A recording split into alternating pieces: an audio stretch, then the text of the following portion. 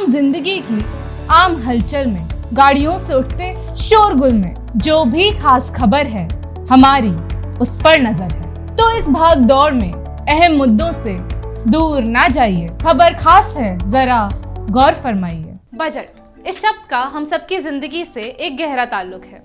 बचपन से बुढ़ापे तक ये शब्द कई दफा हमारे कानों में गूंजा है। घर में पापा मम्मी से की गई या ऑफिस में बॉस से हमारी हर गुजारिश का अक्सर एक ही जवाब आता है, अभी बजट नहीं है। अपनी आय और खर्च की बजटिंग करना किसी भी घर को आर्थिक सुरक्षा देने और सुचारू रूप से चलाने के लिए बेहद आवश्यक है। हम अक्सर कहते हैं कि हमारा देश भी एक बड़ा परिवार है, तो जाहिर सी बात है कि इस परिवार का भी एक बजट होता है। यही बजट हम सबके सामने हमारी वित्त मंत्री निर्मला सीतारमण ने परसों संसद में पेश किया। इस बजट में क्या क्या अहम बातें की गई, ये हम आपको संक्षेप में बता देते हैं। पूरे देश की नौकरी पेशा जनता की उम्मीदों पर पानी फेरते हुए आम बजट में इनकम टैक्स स्लैब में इस बार कोई बदलाव नहीं किया गया है। नौकरी पेशा वर्ग इस बार के बजट में इनकम टैक्स में राहत की उम्मीद कर रहा था, लेकिन वित्त मंत्री निर्मला सीतारमण ने आयकर दरों में कोई बदलाव नहीं किया है। ये 9वां साल है जब इनकम टैक्स स्लैब में कोई बदलाव नहीं हुआ है। क्या सस्ता होगा और क्या महंगा, ये भी देख लेते हैं। चमड़े के सामान सस्ते होंगे, कपड़ा भी सस्ता होगा, मोबाइल चार्जर और मोबाइल लेंसेज भी सस्ते होंगे। इसके अलावा खेती का सामान और पॉलिश हीरा सस्ता होगा। क्रिप्टो करेंसी से होने वाली आमदनी पर भी अब 30% टैक्स लगेगा। इसके अलावा वर्चुअल करेंसी पर 1% TDS भी अब लगाया जाएगा। NPS में अब 10% की जगह 14% योगदान होगा। सहकारी समितियों के लिए न्यूनतम वैकल्पिक कर 18% से घटाकर कंपनियों के अनुरूप 15% करने का प्रस्ताव भी रखा गया है। साथ ही सरचार्ज को 12% से घटाकर 7% करने का प्रस्ताव भी रखा गया है। इसके साथ ही 2022-23 में रिजर्व बैंक डिजिटल रुपया लागू करेगा। बिटकॉइन से निपटने के लिए सरकार का यह एक बड़ा कदम है। ग्रीन बॉन्ड के जरिए भी पैसे जुटाए जाएंगे। ब्लॉकचेन तकनीक पर यह डिजिटल करेंसी जारी की जाएगी। निजी निवेश को प्रेरित करने के लिए सरकार यह कदम उठाएगी। वित्त मंत्री ने यह भी कहा है कि ई पासपोर्ट की सुविधा भी जल्द ही शुरू की जाएगी। 2022-23 में चिप वाले पासपोर्ट दिए जाएंगे। 2022 से 5G सर्विस को शुरू करने की बात भी बजट में की गई है। कई स्पेक्ट्रम्स की नीलामी की जाएगी और इसके बाद निजी फर्म्स 2022-23 में 5G का सर्विस शुरू करेंगे। कंपनियों को बंद करने की योजना को, जिसमें अभी 2 साल का वक्त लगता है, उसे घटाकर 6 महीना किया जाएगा। पारदर्शिता को बढ़ाने और देरी को कम करने के लिए ऑनलाइन ई-बिल सिस्टम सभी केंद्रीय मंत्रालयों में खरीद के लिए लागू किए जाएंगे। वित्त मंत्री ने यह भी कहा कि पुराने ढर्रे पर अब शहरी प्लानिंग को आगे नहीं बढ़ाया जाएगा। इसके लिए नए संस्थानों की जरूरत है। इस तरीके की प्लानिंग होगी कि आवाजाही में आसानी हो। शहरी विकास को भारतीय जरूरतों के अनुसार बनाया जा सके। इसके लिए 5 मौजूदा संस्थानों को चिन्हित करके उन्हें सेंटर ऑफ एक्सीलेंस का दर्जा दिया जाएगा। इन सभी संस्थानों को 2500 करोड़ का फंड दिया जाएगा। प्रदूषण मुक्त परिवहन के साधनों को भी बढ़ावा दिया जाएगा। वित्त मंत्री सीतारमण ने कहा कि पोस्ट ऑफिस खातों के जरिए किसानों को सुविधा मुहैया कराई जाएगी। सरकार का प्रयास है कि डिजिटल बैंकिंग की सुविधा को देश के सभी इलाकों में सही तरीके से पहुंचाया जा सके। देश के 75 जिलों में 75 बैंकिंग यूनिट स्थापित किए जाएंगी ताकि लोग अधिक से अधिक डिजिटल भुगतान कर सकें। पोस्ट ऑफिस और बैंक को आपस में जोड़ा जाएगा। आपस में पैसों का लेन देन भी संभव होगा। पोस्ट ऑफिस में भी अब ऑनलाइन ट्रांसफर होगा। PM आवास योजना 2022-23 में 80 लाख घरों को लोगों को मुहैया कराया जाएगा। 48,000 करोड़ रुपए इसके लिए एलोकेट किए गए हैं। मिशन शक्ति, मिशन वात्सल्य और पोषण 2.0 को भी लॉन्च किया गया है ताकि महिलाओं और बच्चों की योजनाओं को उन तक सक्षम तरीके से पहुंचाया जा सके। 2 आंगनबाड़ी को इस माध्यम से उन्नत किया जाएगा। हर घर नल से जल को 5.5 करोड़ घरों में पानी पहुंचाने के लिए बनाया गया है। इसके लिए 60,000 करोड़ रुपए का प्रावधान किया गया है। 44,605 करोड़ रुपए केन बेतवा प्रोजेक्ट के लिए दिए जाएंगे। MSME की वित्तीय जरूरतों को पूरा करने के लिए इमरजेंसी क्रेडिट लाइन को अच्छा रिस्पांस मिला है, ऐसा भी बजट में बताया गया। स्कूल में पढ़ने वाले बच्चे जो कि पिछड़े इलाके और पिछड़े वर्ग से संबंध रखते हैं, उनको PM ई-विद्या योजना के तहत एक चैनल, एक क्लास को लागू करके शिक्षा प्रदान की जाएगी। कक्षा 1 से 12वीं तक के छात्रों को उनकी क्षेत्रीय भाषा में शिक्षा दी जाएगी। वित्त मंत्री ने कहा कि कृषि में 2021-22 के दौरान 12,008 लाख मैट्रिक टन गेहूं की खरीद हुई है। किसानों को MSP के जरिए 2.37 लाख करोड़ रुपए दिए गए।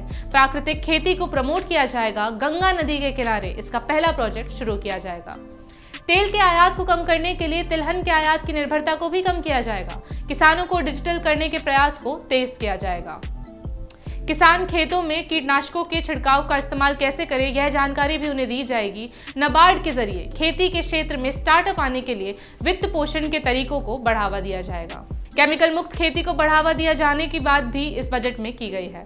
होटल क्षेत्र को बढ़ावा देने के लिए सरकार बड़ी मदद करेगी। ड्रोन शक्ति के लिए स्टार्टअप को बढ़ावा दिया जाएगा।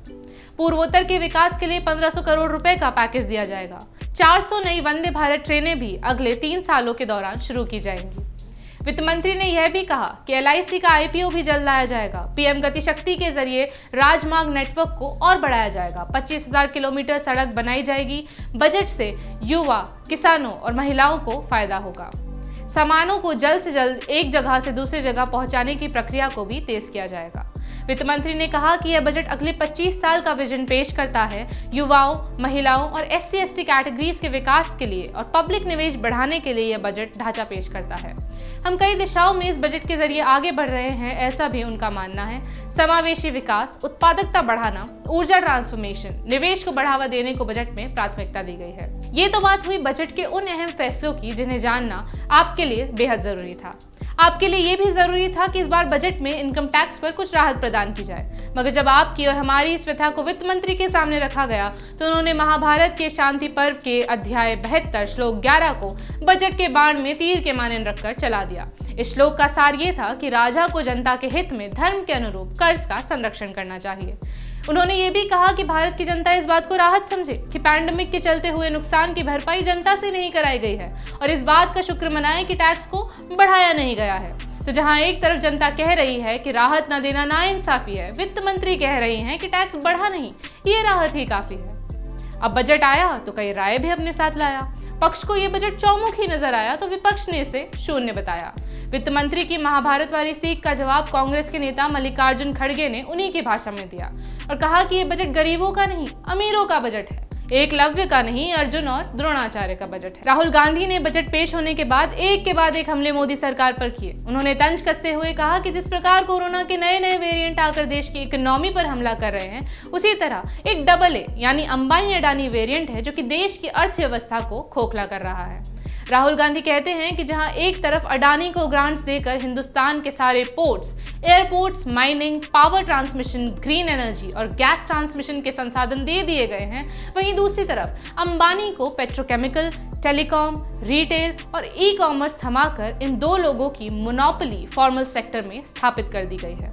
वो मोदी सरकार पर आरोप लगाते हुए कहते हैं कि इन दो लोगों से अपनी मार्केटिंग और एडवर्टाइजिंग कराने के चक्कर में मोदी सरकार ने असंगठित सेक्टर को कभी नोटबंदी, कभी GST और कभी इनएफिशिएंट कोरोना मैनेजमेंट के चलते नष्ट कर दिया है। अपनी आवाज बुलंद करते हुए ये भी उन्होंने कहा कि जिस make in India, new India और स्टार्टअप इंडिया का नारा बार बार बीजेपी सरकार देती है, वो खुद उन्हीं की सरकार ने स्मॉल और मीडियम इंडस्ट्रीज को खत्म करके नामुमकिन कर दिया है। राहुल गांधी ने कहा कि जिन नौकरियों के लिए देश का युवा तरस रहा है, वो नौकरियां यही स्मॉल और मीडियम इंडस्ट्रीज पैदा करती हैं और यदि इन्हें सहारा दिया जाता तो भारत में एक अच्छा खासा मैन्युफैक्चरिंग सेक्टर तैयार हो सकता था।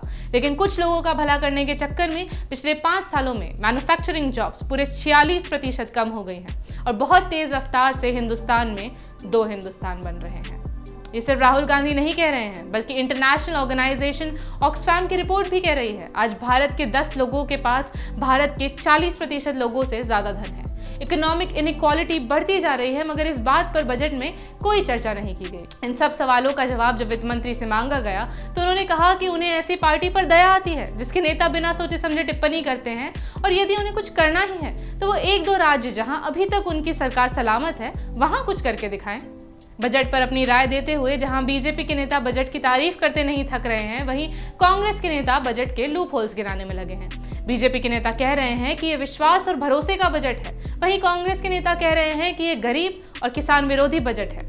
स्वराज इंडिया के अध्यक्ष योगेंद्र यादव ने तो यह तक कह दिया कि किसान आंदोलन से हारी हुई बीजेपी अब आंदोलनकारियों के बदले किसानों से बदला ले रही है। वहीं कांग्रेस सांसद शशि थरूर ने बीजेपी पर तीखा प्रहार करते हुए कहा कि बजट से 25 सालों की नींव नहीं रखी गई है, बल्कि अच्छे दिन का जो मिराज बीजेपी ने क्रिएट किया था उसे 25 साल और दूर कर दिया गया है। जहां वित्त मंत्री को गिलास आधा खाली नहीं आधा भरा दिख रहा है, वहीं विपक्ष के नेताओं को गिलास ही नहीं दिख रहा है। मगर इस सब के बीच में बेचारा आम आदमी प्यासा का प्यासा ही रह गया है और एक बार फिर अपनी उम्मीदों को निगल कर बस मन महसूस कर रह गया है। आप देख रहे हैं सेंस इंडिपेंडेंस और मैं हूं आपके साथ रिशिता।